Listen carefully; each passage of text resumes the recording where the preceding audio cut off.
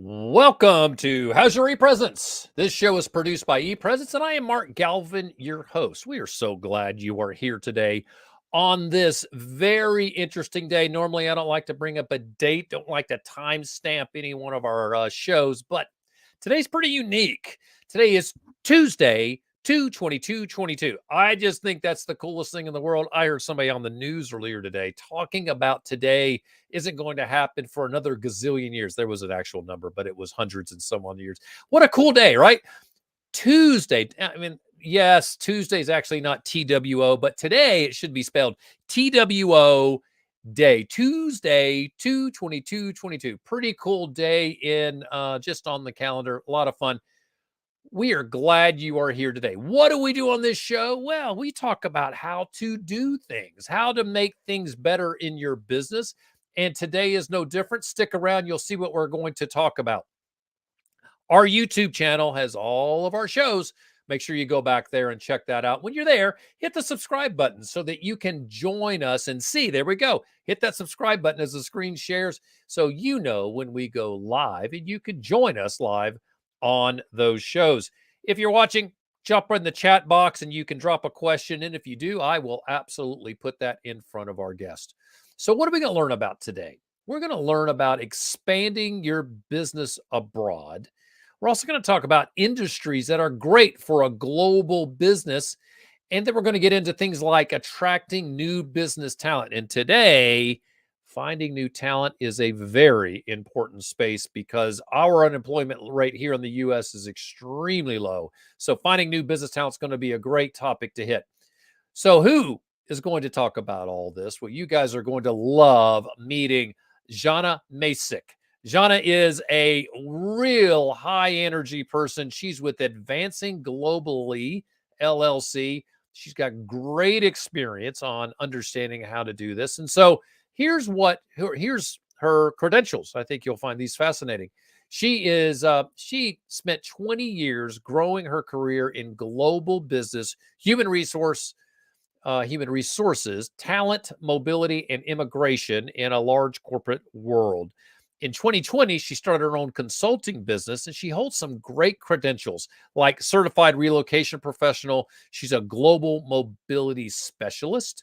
She's also a global mobility talent specialist. And she's accredited by the Judgment Index Consultancy. So we are thrilled she's here. When she and I had our first conversation, I was absolutely energized, and I know you will be too. So make sure you stick around and meet Janna when we bring her on. If you have any questions or you have any comments, we'd love for you to drop them right in that chat box wherever you are, and we'll drop those questions, those comments right on the screen. Yeah, heck, if you want, just tell us where you're tuning in from. We love that as well. Well, that is really all that I have to say. Let's bring her on if we can find her out there. There she is. Janna, welcome. How are you? Hello. Good morning. It's Tuesday. Amazing, phenomenal day. And I'm so thrilled to be here with you, Mark. Well, I am so glad you're here as well on this Tuesday, 2/22/22. Such a strange thing. It always makes me wonder when I see a day like this if Tuesday was actually ever spelled as a two. Monday, Tuesday. I know there's Sunday, but it is the second day of the week in many calendars. So anyway, whatever that case is, it's a pretty interesting day. I bet there's a lot of people getting married today. Something tells me that there's probably, I think it's a good day to get hitched, right? You'll never, listen, us guys have a hard time remembering dates. Broad generalization, but that's generally true. I have to ask my wife whenever dates are. I would always remember that date, right? So it's a good day to do something spectacular. Well, we are glad you are here. I'd love for you to share with everybody, what do you do and why do you do it? Yes. Well, what I really love doing is to help professionals and companies to grow themselves Oh, that's and cool. advance themselves globally. Because a lot of times we get to sit in our little location, in our little safe space, and we think, well, it's a good safe space over here, safe spot over here. But I would like to challenge you, expand your thinking, expand your possibilities globally. And right now, isn't it the best time? We're so interconnected through this connection of technology, and we could do so Unbelievable. very easily. Absolutely. And, you know, a great point, right? Because we are in such a, we do have the ability to do business all over the world just by the way technology works. So, where are you? Where have you gotten most of your experience? You've got an accent, so I know you're not from Florida, which is where you're joining us from. Give us a little bit of background on the places that you've been and where you garnered a lot of your experience. All right. Well, I say it this way. I was sourced from Russia. I was designed in Uzbekistan, and I'm made in the US. So my ancestry is from Russia and a little bit of a Ukraine. Let's say there's some conflict going on here right now. But hey, that's where I'm from. Uzbekistan is my motherland. I was born there. I grew up there. I've got my first experiences in business there. And really, my whole career thread is being global from the beginning, where I started with South Korean company, and then I worked with Wow. Belgium company, and then I do the startup in Russia. And then here in the United States, I've dove into relocation world and moved over 2,000 families for global companies all over the world. And then went into global HR. So I was working for an energy company, hiring and Wow. relocating employees globally. And it's really been fascinating for me to just see how small this world is. Unbelievable. Well, you know, one of the things I'm actually going to say challenge. I don't know if that's the right word. One of the true experiences of doing business in the US as a US business is we have with the 50 states, we've got lots of places to do business here in the US. So most businesses do not naturally lend themselves to going global because of your experience that you had in Europe and in Uzbekistan and Ukraine, like you've said, you're kind of in that world, you're forced, if you will, to do more international business than we are here in the US. So that experience, I think, would be great to tap into. And we're going to talk a lot about that today. So the first question I have for you to kind of drill into that is, what does a business need to consider before they expand abroad? Because I'm sure there are probably obstacles that they have to consider. How do they look at that? And what are those things they should consider before they do that? Absolutely. I would say you need to have a good strategic plan and to see how Okay. far do you want to expand and how long do you want to stay in that market. So let's say if you're going overseas, you need to find out if you're staying there for a longer period of time, what kind of entity do you want to open there? Do you want to open a representative office? Do you want to establish a local entity? And then how you're going to engage the talent there? Are you going to bring your own talent to work there? And there's some ins and outs to work that path out. I'm Or you're going to sure. hire locals, and with that, I would say you're going to have to build a very detailed strategic plan for yourself. You have to understand the taxation. You have to understand how you're going to move funds, and there's just a work around. And definitely, talent is one of those that you need to have a keen understanding of how it's going to affect your performance and your longevity there. I would think that talent's got to be a big question. In fact, I think it's a reason a lot of businesses don't expand globally because, well, here, I think this is a good example. Let's talk about the Ukraine because here in the US, we're probably more aware of the Ukraine than probably most spots in our history. And I've seen plenty of interviews with people from the Ukraine. Clearly, there's a different culture with the way people are they approach things just in general, and that's culturally that happens. If I am looking to expand, and maybe let's say I'm in software, and there's a software group in the Ukraine, or maybe there's an employment agency that connects me with people that I could hire out of the Ukraine. Is it wise for me to try to do that on my own, or is it better to look for an expert, maybe like you, to help me connect with people in that culture, which allows me to be more successful and maybe avoid some pitfalls? What is your suggestion for somebody that's in that type of scenario? I definitely recommend you to connect with experts and people who know what it is in that particular country and market. Yeah. And also talk to companies, find the companies that have expanded and did what you're doing right now before, and chat with them to see what their ins and outs. So your community, your connections are going to add a lot of value and help you to avoid bad pitfalls that you can fall in try to go through the uncharted territory by yourself, for yourself, in your business. So definitely, I Interesting. say connect with experts, get different opinions, help someone to help you to build the strategic plan, and then understand what it's going to be financially, what it's going to be time wise. And right now, I feel in this type of environment we're in right now, there is another layer of uncertainties as well. So be smart about it, and definitely consider partnering with local agencies. Perhaps that may be a pathway for you where you do not have to have your own presence, but you can find a company that you can partner with that can do a lot of things on the ground for you. So this begs a question that I would see as a risk. And you know what? Most business people watching would agree with this. They're typically looking to reduce risk, right?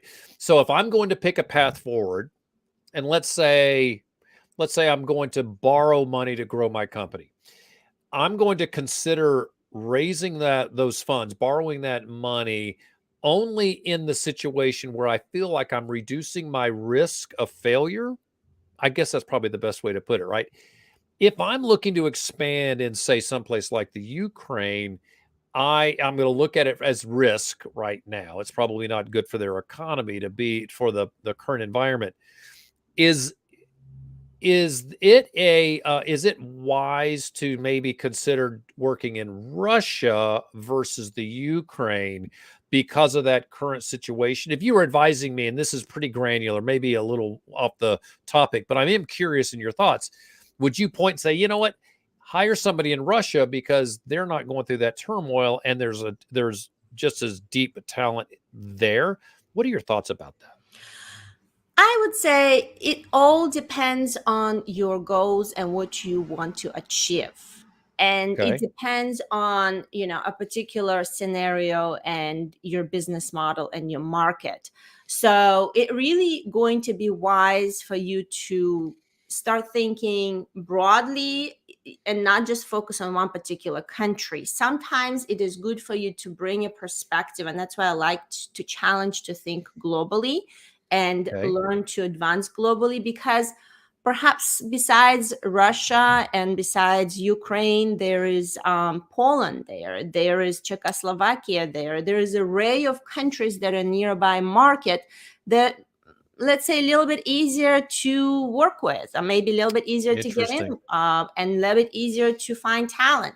You're gonna have to learn and navigate and see what those market challenges are, and also find, what are the companies that are more or less similar to you are doing in those markets. How are they navigating this, and what they want to achieve in those markets.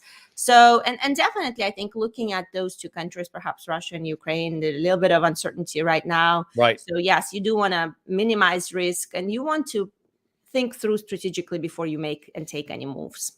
Good. It's a very good point. One of the reasons why I think it's probably a very good idea to talk to somebody like you who understands that, who could say, hey, maybe somebody's in the process of even expanding, looking at Ukraine right now, and they could pick up the phone and call somebody like you.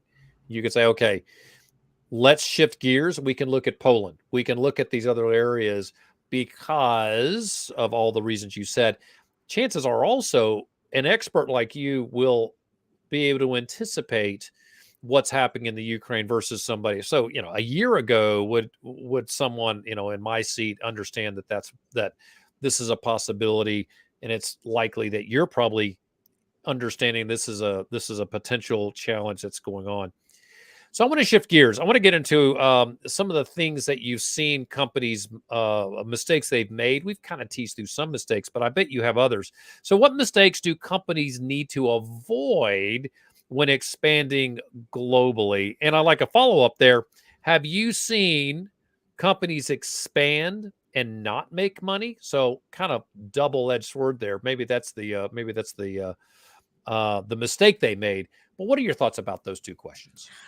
Yes. So I'd say biggest mistakes are to establishing entity and to rent properties. A lot of countries require you to have a business location and perhaps some Hmm. time of associated space with the amount of employees you're going to have in the country. And the companies would go in, and before they perhaps analyze what the true opportunities are in the country, they would establish their presence, they would establish and rent the offices, establish people on payroll, and then it's just not going as well, and then they may have to close it at some period of time, and they have not maybe realized that there is also a biggest expense in releasing those particular local employers Wow. in country. So there's a lot of things that I think you need to be aware of, especially I feel talent wise, they're also taxation wise, and be really prepared for what is going to cost you to go into the country and establish yourself there, on what scale you want to do that. And at the same time, if things don't go as predicted, and I think in the last 2 years what we've learned that most of the things don't go as predicted, then what is it going to cost you to close that office and that business there? Oh, And I think that can be very costly if you're not taking cautious and not being prepared ahead of time. interesting. So that's a very good point. So in the US, we have bankruptcy laws. That's probably not at every country, right? I guess every country has a different version of bankruptcy. So you have to consider that before moving in. I think that's really interesting, right? So if I want to expand, and I always see things through my own prism. So I'm going to ask these questions based on how I would look at it. If I'm going to expand in, say, Poland, I'm probably not interested in opening a location there. I'd probably rather hire some contractors that would do the work for me. If I'm working with contractors as we define that in the US, do I have to have a business location there in, say, a Poland or other countries in that space? Is that something I have to worry about?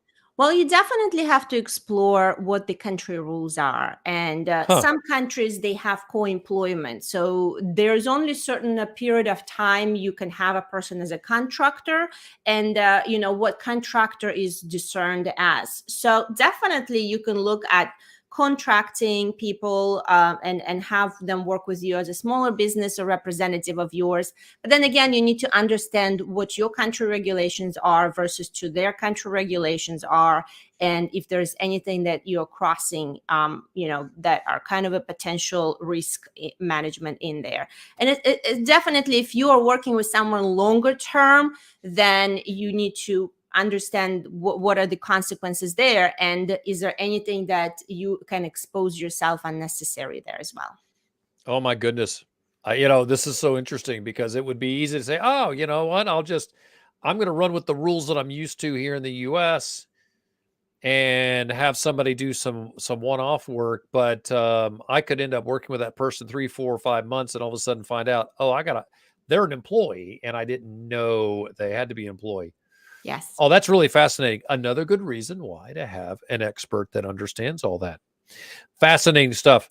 So, I think I know the answer to this. Are there certain industries that are better for going global, or does that really make any difference at all?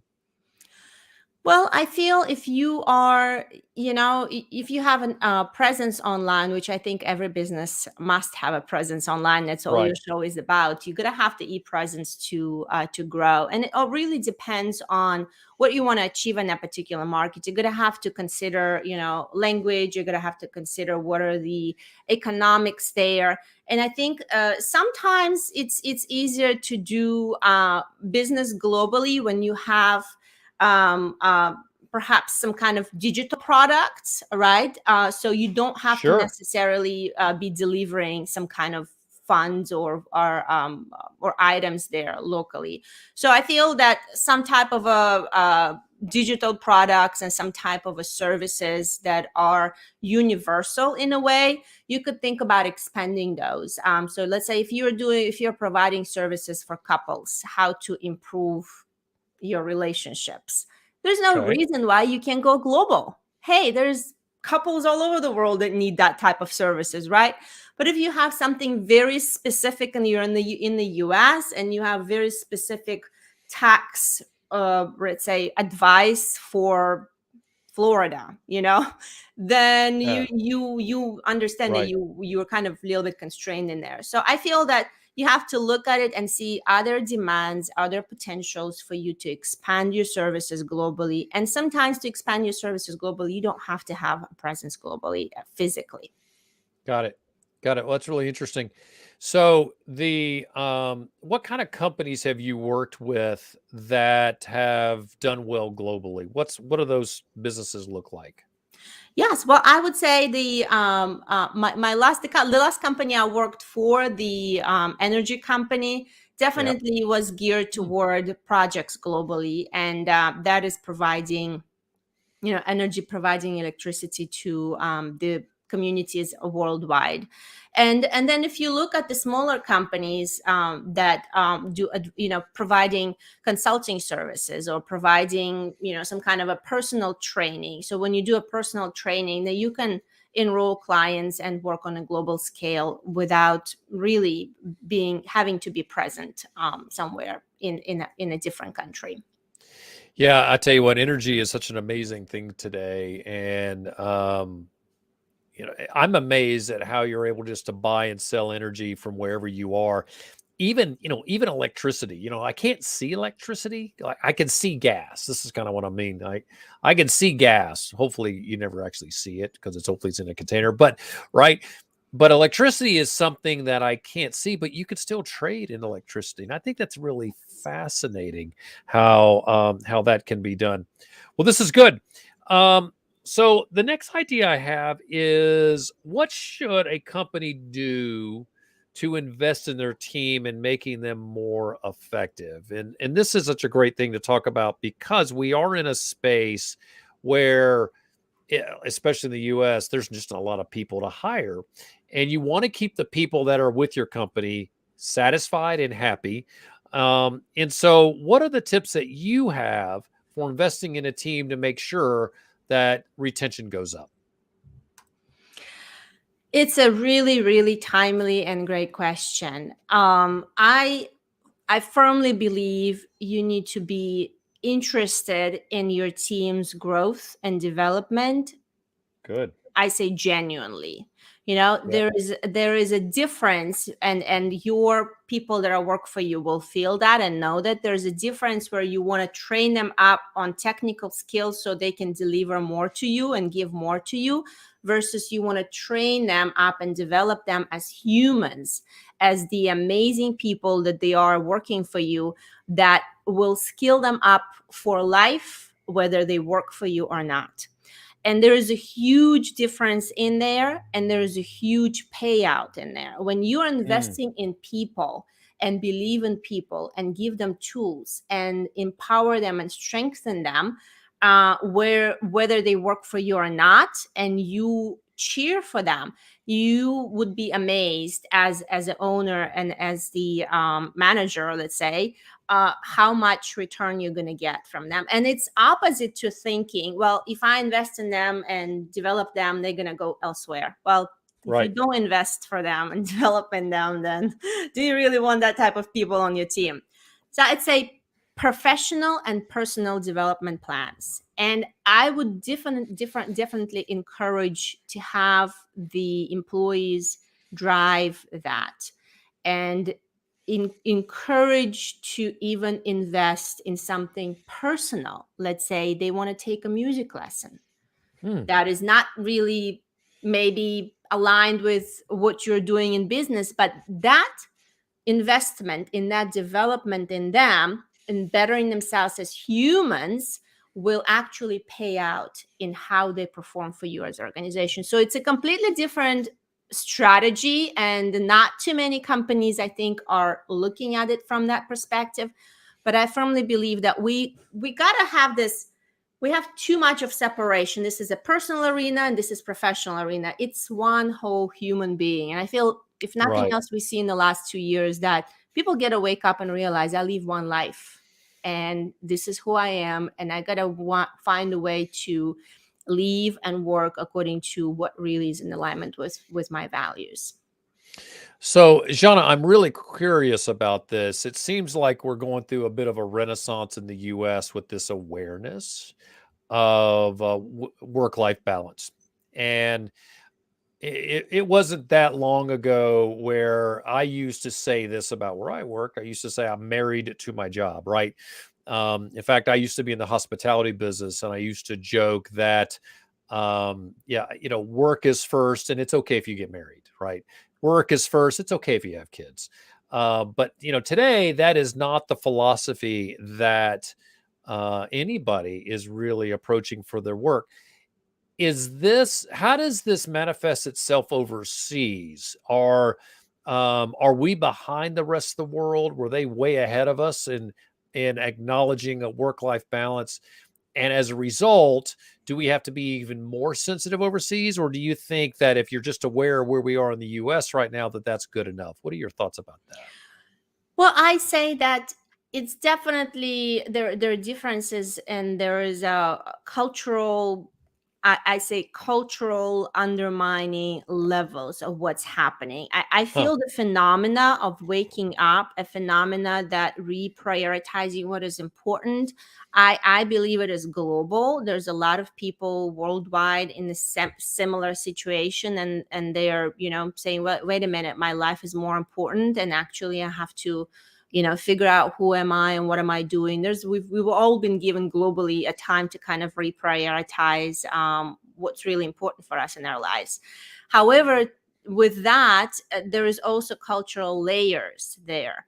And if you Okay. look at cultural layers and cultural approaches to work, they're different from country to country. And then also I think there is different economical situation, where in some countries, to get a job and to have a job and to hold a job is absolutely uh, a phenomenal thing to have. And let's say here in the US, we're a little bit luckier. We say, you know what, if I can choose to drop this job and quit and look for something else, you'll have a little bit more options and possibilities. So I feel there is some unity and the sameness, so to speak, and the awakening in humanity. But at the same time, you got to look at each country to country economic status and what's happening there.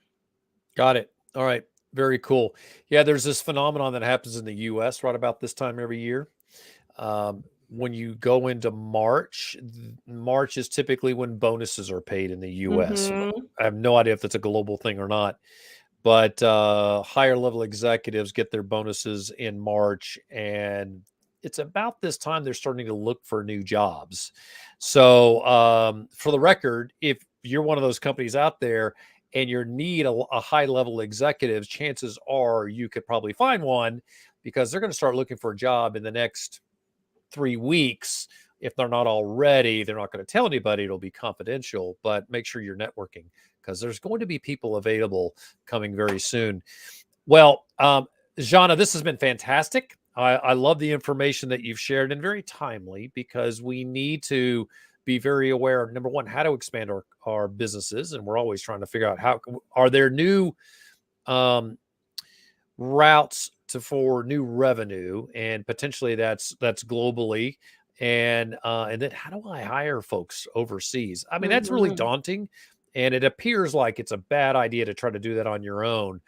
So folks should probably give you a call, because it sounds like you can help them with that. So Absolutely. this is a good segue. Where, if someone would like to talk to you about expanding globally and identifying associates overseas, where should people track you down? Definitely the best space is find me on LinkedIn. This is the main platform I'm very active at. You could find me there at my first name and my last name. It's JANNAMACIK, Janna Macik. and send me a connection request, send me a DM, let's chat. I'll be happy to see what your situation is and just give you some advice. And if that'd be a value for me to add to what you want to do and how do you want to grow, whether you want to grow your business or you want to grow your career globally, I'll be happy to chat with you and add value to you. Outstanding. Well, Janna, this has been fantastic. I love I really like how you spell your last name, Macik. Not like you spell it, so to speak, but I love the Macik.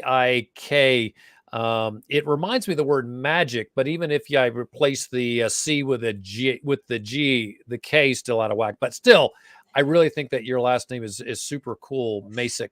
Thank you. Hey, listen, Janna, thank you so much for joining us.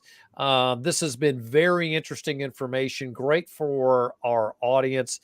Everybody that is in our space, that's in especially a digital platform, has thought about expanding globally.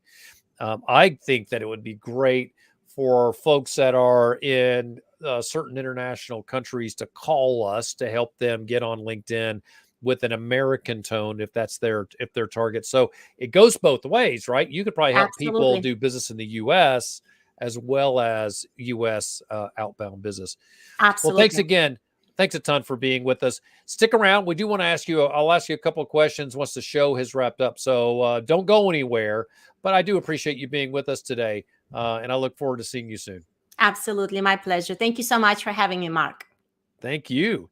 So for the rest of you folks, thank you for being with us here on How's Your ePresence. This show is produced by ePresence, and you can find us on our website at ePresence.me. That's ePresence.me because it's all about you. We manage company social media, soup to nuts. We also manage personal social media. We also offer consulting and training about social. Here's something that's important to note.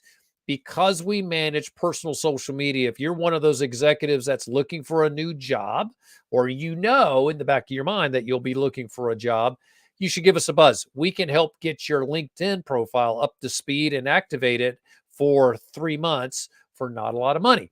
And if you're watching this show, if you go to this link right here, e-pr.me/listener, you get a 5% discount on all of our services. So we can do that for you, do that work for you for a 5% discount. How's Your ePresence is everywhere. You can find us on YouTube, LinkedIn, Twitter, and Facebook. Wherever you're catching us, please subscribe, follow, whatever that channel is. There's that button right there. It's always on the other side, Mark. It's on this side. Hit that subscribe button so you know when we go live. If you're a podcast listener, we love that as well. We drop all of our shows on our podcast app. If you would like to find out where we drop all of our shows, go to epresence.me/podcast, and you'll see all those locations. Our producer is Morgan Wood, and she is one of our key people on our team. We love the work Morgan does. We could not do this without her. And until next time, for Janna Macik, I am Mark Galvin. Thank you for watching How's Your ePresence?